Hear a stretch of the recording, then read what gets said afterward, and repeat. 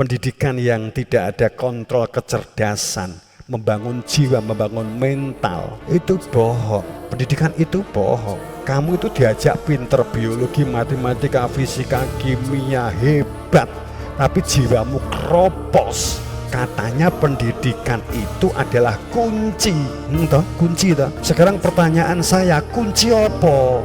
Lah nek kunci nggih rusak, ya bisa jadi.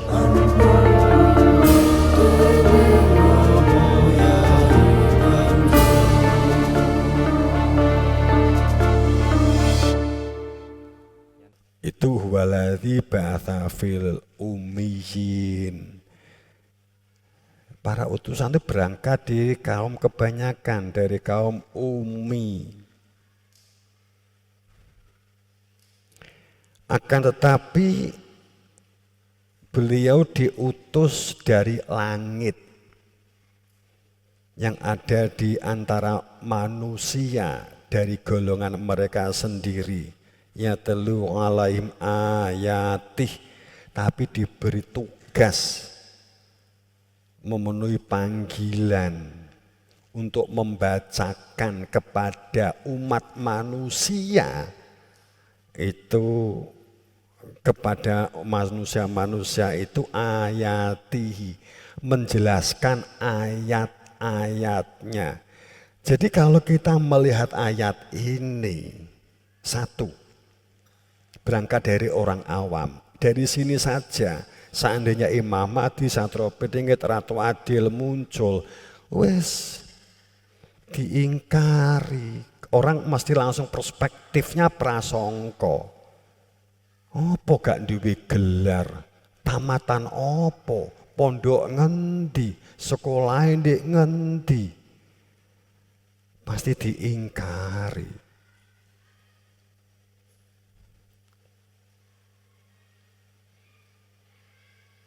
Minhum ya telu, akan tapi sekaligus sebagai pendalaman bahwa keberadaan ini tapi mutlak, karena ditugasi oleh Tuhan itu yang berhak ya telu alaihim ayatih, yang berhak wenang dan sah untuk menjelaskan ayat-ayatnya Tuhan. Sehingga kalau ada orang yang menjelaskan ayat-ayatnya Tuhan, itu harus dalam posisi rekomendasi atau disposisi Rasulnya Tuhan. Jadi kalau ada orang yang dalil dan menjelaskannya begini bla bla bla bla bla, supaya tidak kategori tafsir, supaya tidak dalam kategori kira-kira. Pertanyaan kita, kalau ada tokoh seperti saya umpamanya, mestinya kamu tanya, Romo Yai, jenengan sudah ketemu dengan utusan Tuhan, dapat menerima penjelasan ayat ini dari utusan Tuhan. Saya akan jawab. Tapi jika saya menjawab, enggak, itu menurut akal saya, menurut dari buku ini, dari ini, tinggalan. Nek cek percaya karo Romo kebangetan. Ngono ya, engko nek mbok tinggalan entek kene. Ini kudune ngono.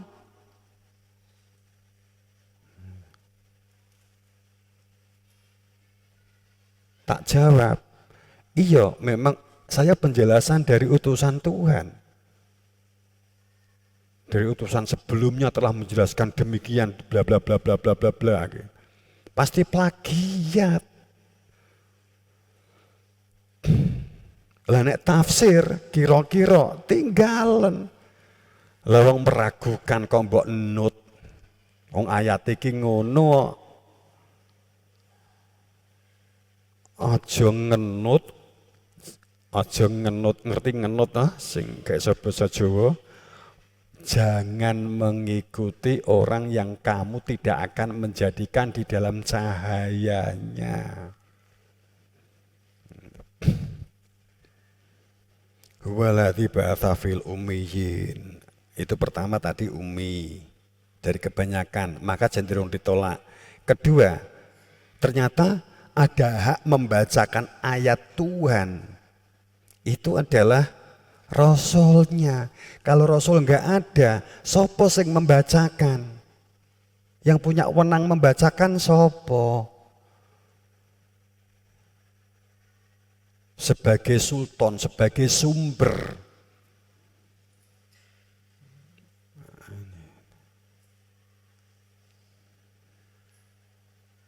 Wong hadis itu ditulis ya jauh setelah Nabi Muhammad wafat.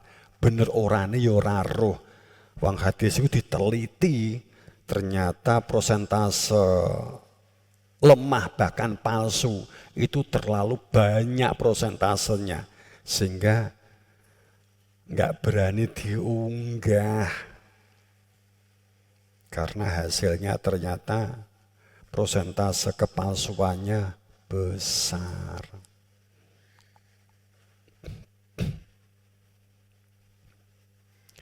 Kemudian wa yuzakihim wa yu'alimuhumul kitab. Wa yuzakihim se. Jadi yang mensucikan batin itu saat kebersandaran kepada Tuhan. Karena Tuhan itu enggak menampak, kebersandaran kepada sang utusan. Itu wayuzakihim. Artinya menjalankannya karena perintah Tuhan. Cuman kita kan enggak akan tatap muka dengan Tuhan. Maka Tuhan itu bentuk maha murahnya membuat khalifah, utusan, supaya kita itu berada di dalam perintah. Itu namanya wayuzakihim, yang membersihkan dan mensucikan. Sehingga perilaku kita enggak bid'ah. Kowe salat enggak bid'ah, posomu enggak bid'ah, hajimu enggak bid'ah, zakatmu enggak bid'ah. Sebab kowe salat, kowe poso, kowe zakat. Akan tetapi kowe gak pernah menerima perintah dari Tuhan melalui utusannya. Ya bid'ah namanya. Kita kalau mau jujur, tapi jangan pernah benci, gak suka kepada yang memahaminya tidak seperti ini. Tapi kalau mau jujur, namanya bid'ah itu perilaku yang tidak di dalam perintah, perilaku yang tidak di dalam dawuh. Itu bid'ah. Maca bukut rumongsane entuk dawuh. Itu kacau jenenge. Padha karo tuku buku KUHP, Undang-Undang Kehakiman, tuku buku ndek nggone toko buku, mbasa wis tuku buku rumongsane dadi hakim. Kacau itu. Kacau sak kayange. Kowe pemone ngono kuwi ya, kowe budal ndek Kediri, ndek Gramedia, tuku KUHP. Mbok pelajari, kemudian kowe tuku klambi hakim. Tuku palu hakim. Mbok tutuki ngono karo ndek meja. Wong kan ngarani kowe gak waras kan.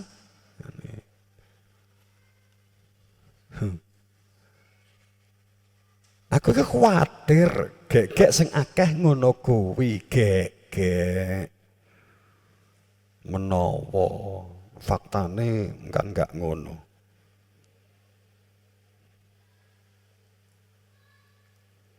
Itu wayuzakihim. Kemudian wayu'alimul kitab. Ini luar biasa loh. Hanya jika ada Rasul, kamu itu memahami makna kitab. Hanya jika ada Rasul, kamu itu mengerti nilai-nilai kitab. Apa yang dimaksud kitab? Penjelasan tentang kitab, cara membaca kitab.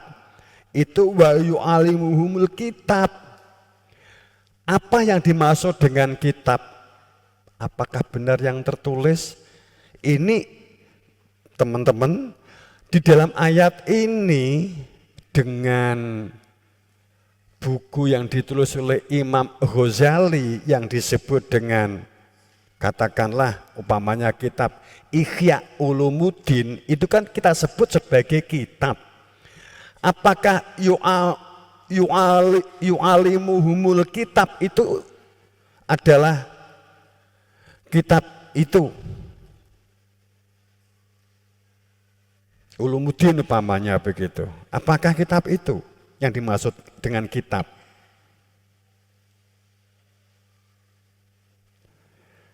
Kitab yang dimaksud, yang ditulis oleh Allah, Alkitab, dengan kitab yang dimaksudkan oleh manusia, sama enggak kira-kira?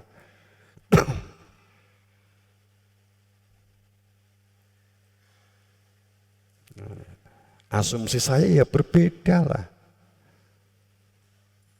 Ihya Ulumuddin, kemudian itu disebut oleh Alkitab karena di Qur'annya ada tentang Alkitab. Ya enggak lah, Alkitab yang dimaksud oleh Allah itu harus yang bisa menjelaskan Alkitab yang mana, itu kan si Rasul itu sendiri. Kalau umpamanya si Rasul mengatakan bukan Ihya Ulumuddin tapi kitab Ar-Risalah yang dibuat oleh Imam Syafi'i, umpamanya begitu. Itu namanya pembenaran, wong itu setingkat kok. Itu namanya pembenaran. Alkitab yang dikehendaki Tuhan. Seperti yang selama ini kita fahami masjid. Makmurkan masjidnya Tuhan. Terus kowe pawede gawe masjid. Terus kemudian di masjid kowe gawe acara kataman, gantian, giliran, disoa, disobit, bendino semaan, bendino kataman. Karena ada ayat makmurkan masjidnya Allah. Kamu mendapat serah-serahan dari Allah kapan? Kalau masjid sing kok bangun itu masjidnya Gusti Allah, itu kapan? Ojo ngawur gawar ngawur jirine dalan. Aku gak wani masjid iki mengatakan iki masjid Gusti Allah. Gak wani aku, wong biasa kerja baktimu kok. Aku yang ngenteni malaikat moro. Terus entuk SK sudah ditransformasi menjadi masjidnya Allah. Sampai saat ini ya urung. Yang bu nek masjidnya wong-wong ke wis entuk legalitas kagone Gusti Allah dadi masjidnya Allah. Gitu. Nyocoknya karo Al-Qur'an, masjid untuk makmurkan. Makanya aku gak gawe acara saat Ustadz Fuad atau yang lain usul gawe semaan.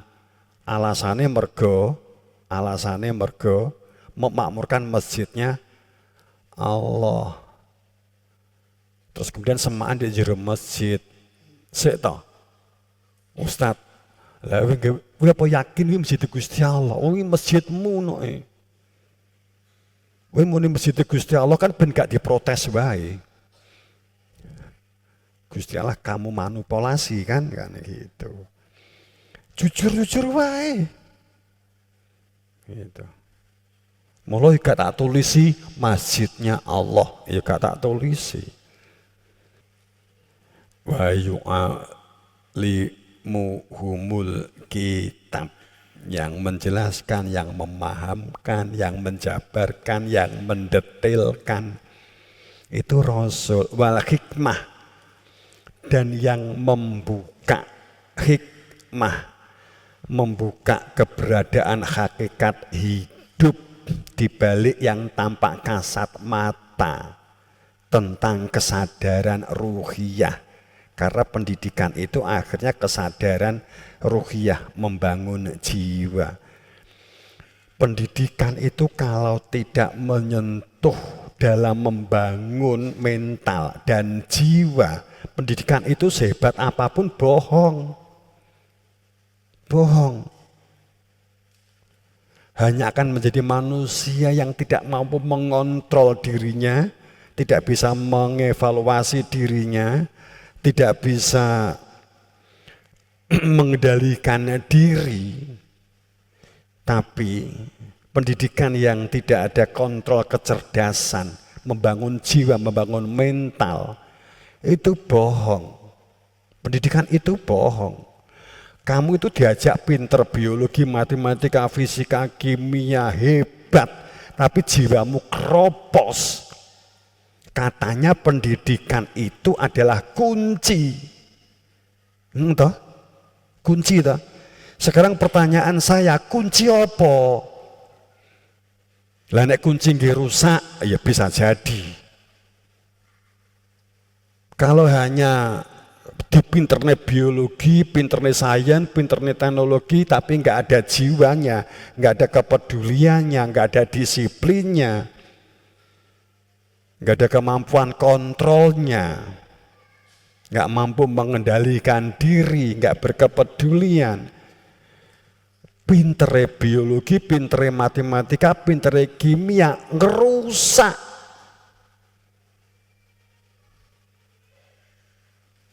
Ngerusak.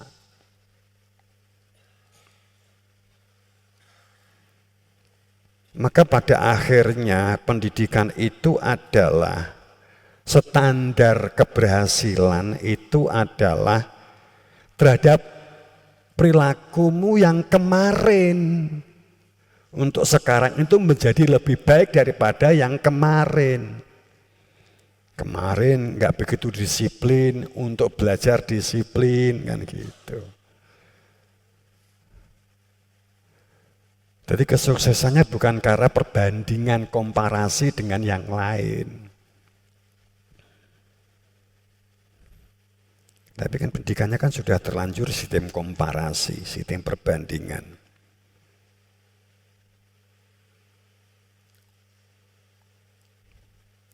Wa in kanu min qabl la fi dhulalin mubin.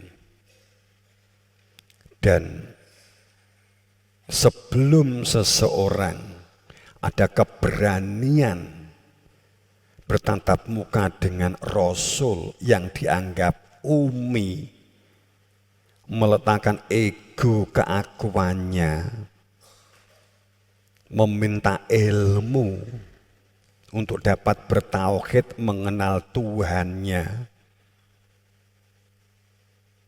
sehingga ayat-ayatnya menjadi jelas karena dibacakan, sehingga wayuzakim, sehingga dibersihkan dan disucikan, sehingga memahami tentang kitab, makna kitab, tujuan kitab, yang dimaksud kitab oleh Allah itu yang mana, dan dibukakan hikmah-hikmah kehidupan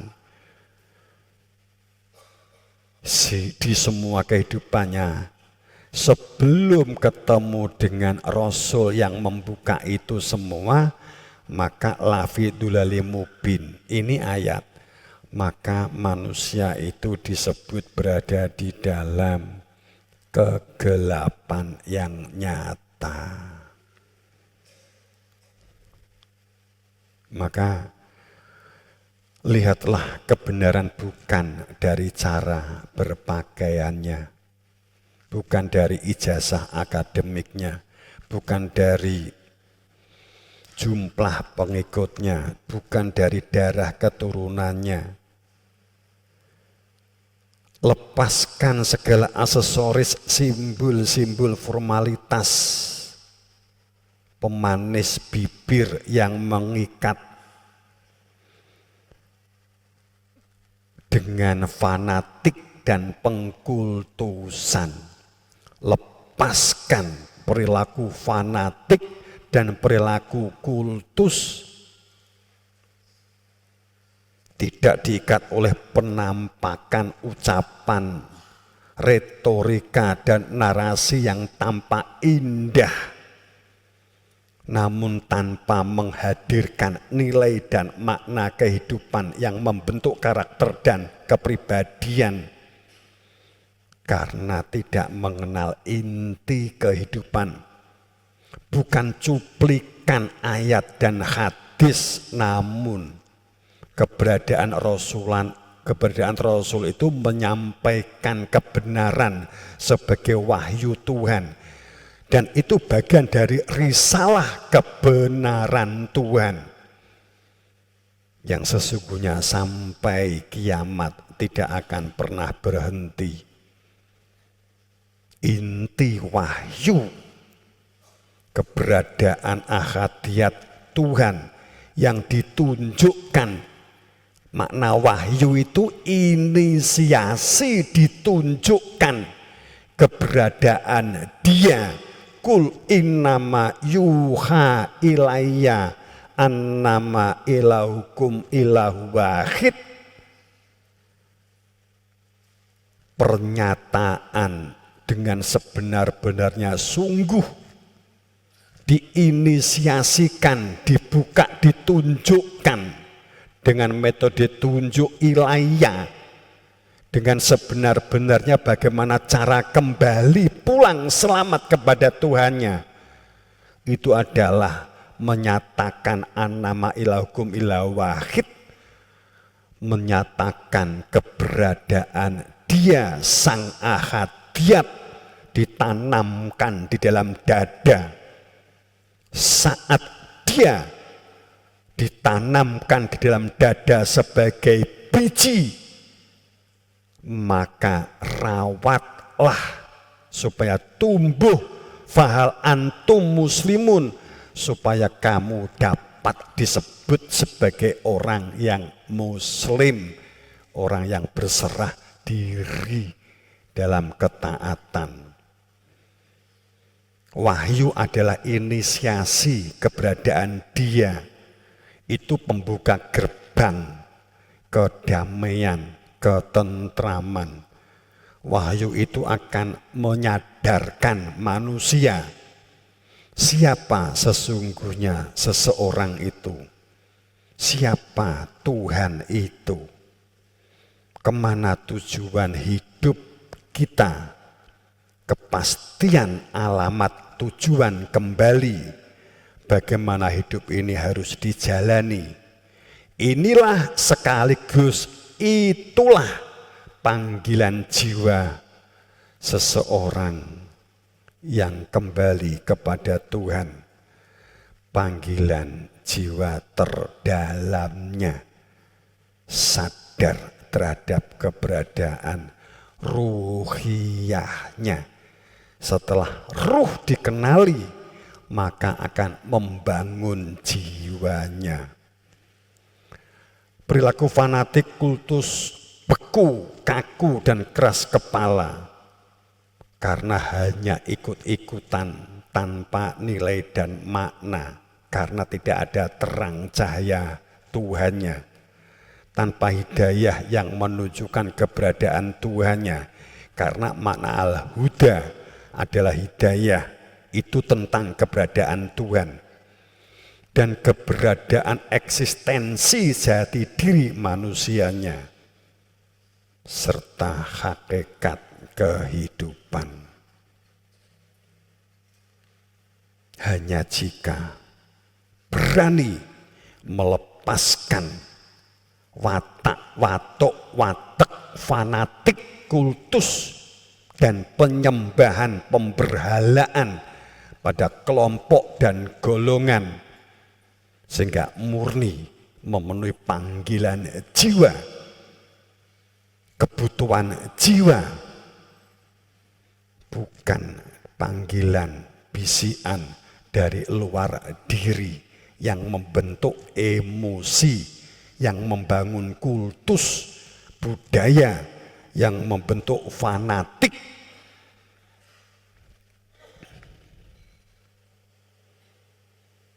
Hanya dengan itu, tidak dalam fanatik, tidak dalam kultus, tidak dalam pemberhalaan menyembah pada seseorang atau golongan, Jika memang dia adalah sang utusan, catatannya kan begitu. Tidak kultus, tidak fanatik, jika itu adalah sang wakil resmi Tuhan, karena ditunjukkan keberadaan Tuhan menjadi jelas. Obah ya karena dia arep ngaku gimana. Jadi kalau fanatik, kultus dan memberhalakan itu karena tidak ada hak. Wa arsala rasulahu bil huda wa dinil haq. Tidak di dalam dinil haq, tidak dengan bil huda, tidak dengan bil haq, tidak dengan yatlu alaihim ayatih. Tidak punya hak membacakan ayat, tidak punya hak membuka hikmah, tidak punya hak membersihkan dan mensucikan, tidak punya hak mendetailkan, menjabarkan yu'alimuhumul kitab, maka itu kultus. Tapi kalau berhak punya hak, tidak kultus, tidak fanatik, karena ada SK-nya, karena ada suratnya, karena ada hujahnya. Tutupan ayat. Maka coba kita perhatikan ayat ini. Coba perhatikan ayat ini. Menjabarkan, menyampaikan, mendiskusikan, menafsirkan, memprasangkai, memperdebatkan ayat-ayat Tuhan tanpa sultan, tanpa hujah, hak, sah dan wenang, dan tanpa hak, sah, kepastian risalah sebagai inti amanah kerasulan, maka mereka inilah orang-orang yang nafsunya ingin memperoleh kehormatan dan kebesaran dunia. Innalladzina yujadiluna fi ayatillah bi ghairi sultan. Sungguh dengan sebenarnya orang-orang yang menyampaikan, menjabarkan, menguraikan, mengulas, memperdebatkan, mengopinikan tentang ayat-ayat Allah tanpa sultan, tanpa hujah kebenaran yang sampai kepada mereka. Tidak ada di dalam dada mereka tentang keberadaan Tuhan, tidak mendapat penjelasan dari wakil resmi Tuhan, maka jika melakukan perdebatan, opini, penjelasan ayat, hanyalah keinginan akan kebesaran, kehormatan, akan tapi mereka sama sekali tidak akan mencapainya. Maka kita mohon perlindungan dari Allah. Maka carilah ahli zikir yang makom bertempat di zikir. Hanya dengan inilah agama tidak di dalam budaya, agama tidak di dalam prasangka, tidak dalam agama nenek moyang. Oke, itu untuk menyelami kesadaran diri kita dalam kehidupan membangun kesadaran spiritual, kesadaran yang utuh, bukan yang sempurna yang dituntut. Utuh lahir dan batin. Kemudian proses.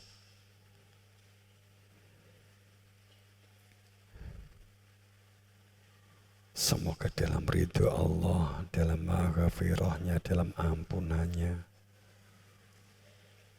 Teman-teman, saya tutup dengan kalimat, dunia ini hanya alat, dunia ini hanya media.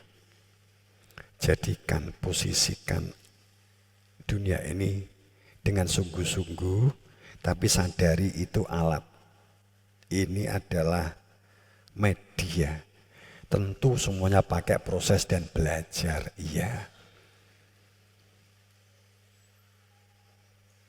Jadi di pendidikan kita itu ada membangun, kalau orang luar mengatakan, oh di Pomosda dilatih keterampilan, banyak keterampilan, entrepreneur, kan gitu. Enek mesin, enek pengelasan, ada pertanian, ada perkebunan, dilatih peternakan, perikanan, di liburan juga dibangun semacam itu. Terus kamu juga dibangun saat libur juga masih ada tugas berkaitan dengan keterampilan hidup. Itu semua. Kalau orang luar mungkin akan mengatakan, oh dibekali terampil supaya bisa makan. Sepertinya wong Pomosda iki wedi keluwen kabeh. Tapi yang mereka tidak tahu bahwa itu semua dilakukan yang tidak dijangkau oleh mereka. Karena sesungguhnya adalah membangun kecerdasan spiritual.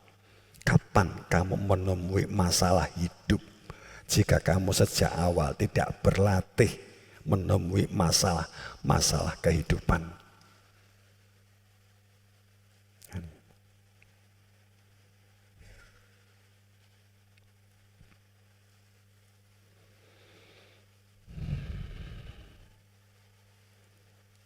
Karena yang sulit itu kecerdasan spiritual, kecerdasan fitrah,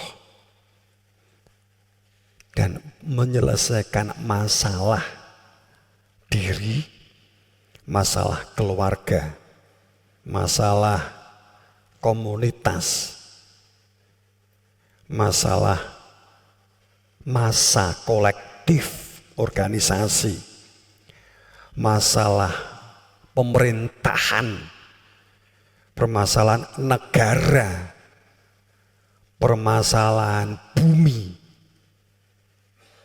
permasalahan jagat raya,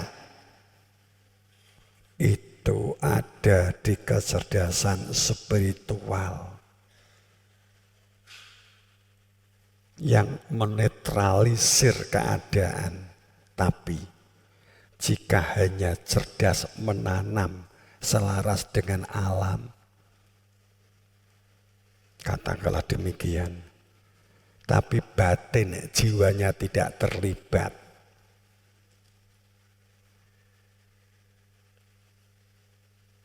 itu hanya di otak, tidak membumi.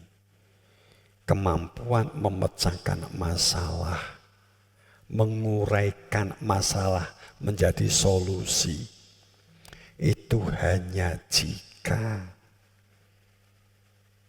memiliki kecerdasan spiritual. Kecerdasan spiritual itu hanya jika jiwanya sadar. Awalam yattafakaru fi anfusihim. Itu masalah damai dan tentram.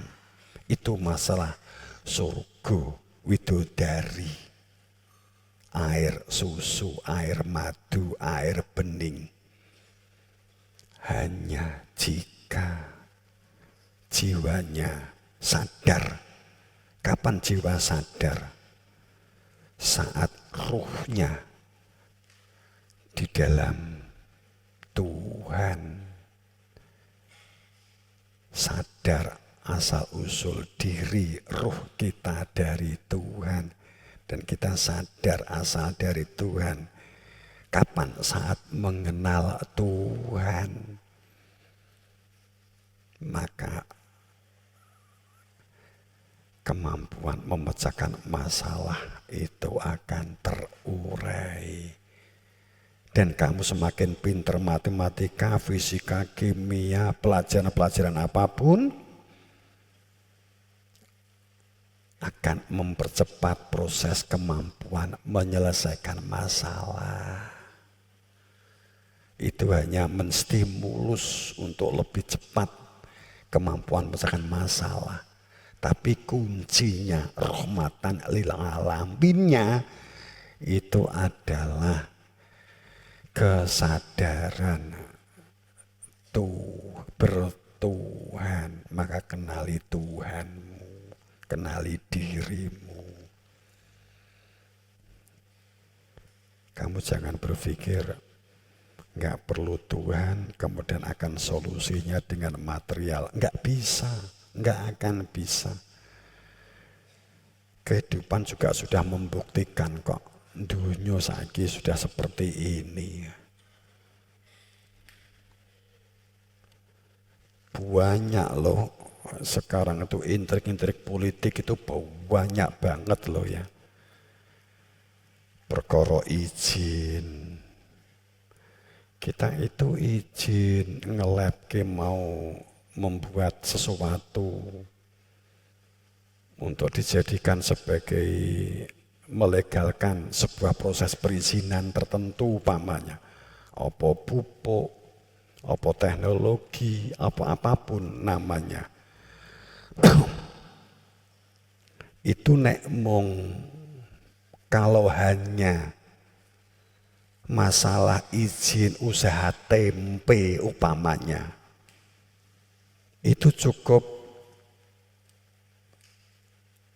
santri umpamanya budalo di Surabaya di labne deli ini untuk digunakan sebagai bahan tempe. Bisa cukup dengan santri atau cukup dengan orang baru bisa.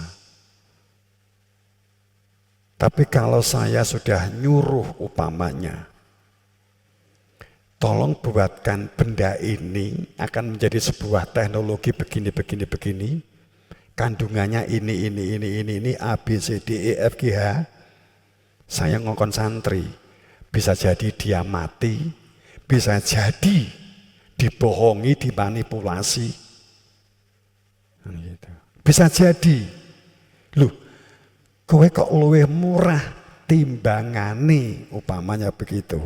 Timbangane Mas Iskandar, timbangane Mas Wahid, kowe kok luwih murah. Umpamanya begitu. Kita merasa bangga.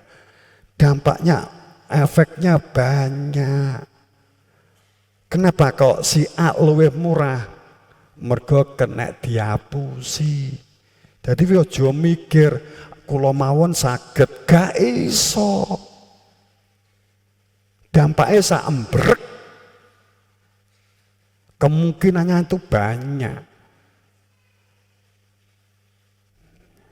Karena saya ngelabke, kenapa atas namanya ini atau ini atau ini? Karena kita itu sudah dikuasai pengontrol global. Ini pun saya nggak berani blak-blakan. Banyak. Nek mung banyu gitu aja. Ini nganjuk, umpamanya sing budal santri, Riki aja nggak masalah. Tapi kalau air ini nanti dapat digunakan sebagai konsentrasi bergabung dengan CR2, CROB umpamanya begitu, atau CL2 umpama, kemudian akan menjadi sebuah zat baru yang dapat digunakan untuk energi umpamanya begitu. Nek sing budal santri teko kono akan dikatakan blank, hasilnya nggak ada. Atau murah, tapi sing ditunjukkan karena kita butuh 5 poin inti, sing diduduhne mung loro. Bayare sakmene wae Mas, 10.000 wae. Tapi mbasa sing tak kongkon iku Mas Wahyu, Mas Wahid, bayare 100.000 atau 100 yoto. Dampaknya oke. Gak iso hanya dengan kalimat kula mawon. Gak iso.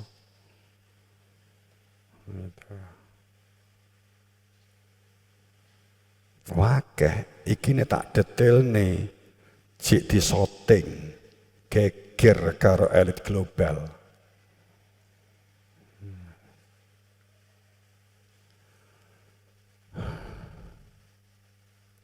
Kingko elit global. Biasanya enek kalimat ngene iki kadang di hack, kadang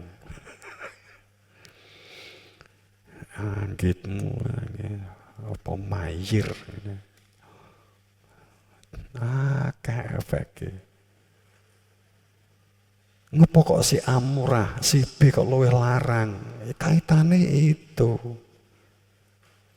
saat atas nama Romo bisa 9 item, sing budal Pak Irawan 5, padahal barangnya podo.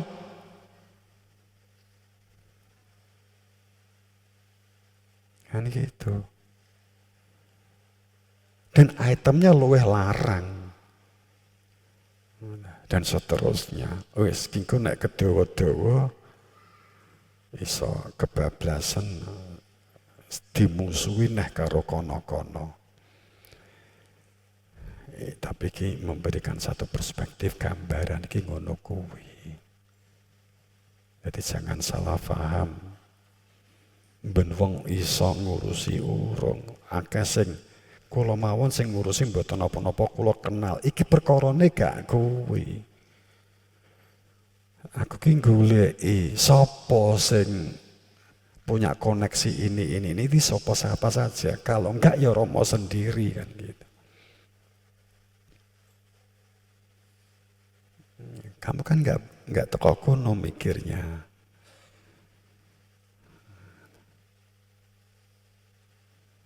Dan faktanya begitu.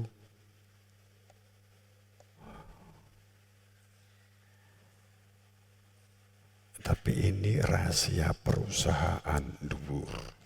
Ngene deh, nek dhuwur kono ngene. Dhuwur.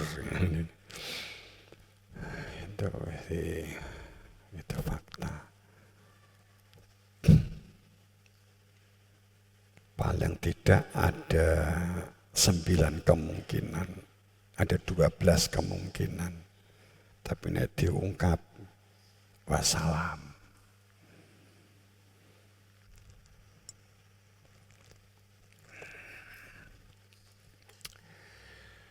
Nah, itu untuk memberikan perspektif sekilas saja. Ben kowe enggak prasangka dengan Romo, kok itu yang didhawuhi kok ini. Kenapa kok Pak Irawan? Karena kowe ngerti sebelum saya menyuruh Pak Irawan, itu orang-orang yang siapa-siapa saja yang punya link ke sana itu sudah Romo sudah jalannya sudah dibentuk dulu untuk melakukan pendekatan sehingga bisa 21 item untuk bab tertentu kan. Tapi kalau hanya untuk ya granul gitu saja nggak harus dia contoh kan begitu. Dan kadang biasanya lebih mahal. Kok kayak kok mahal ya? Ngopo kok lebih mahal? Ngerti ya alasannya? Nek sing budal takwit kok luwih larang. Nek sing budal riko kok murah. Ngopo? Mergo nek sing budal takwit konon langsung punya perspektif. Oh ini contoh lo ya. Wah ki modalnya gede, bakal iso kena tinggi ini untuk ini untuk ini. Tapi nek Riko, alah paling mau gawe kerupuk. Akhirnya hanya diberi 3 item wis puas. Kan gitu. Makanya kono luwih melarang gitu. Itu urung ngomong manipulasi. Itu janjane ya, dia aja duwe pikiran reno-reno. Jane gak perlu diungkap ngene iki. Timbangane kok dikira prasangka tak ungkap.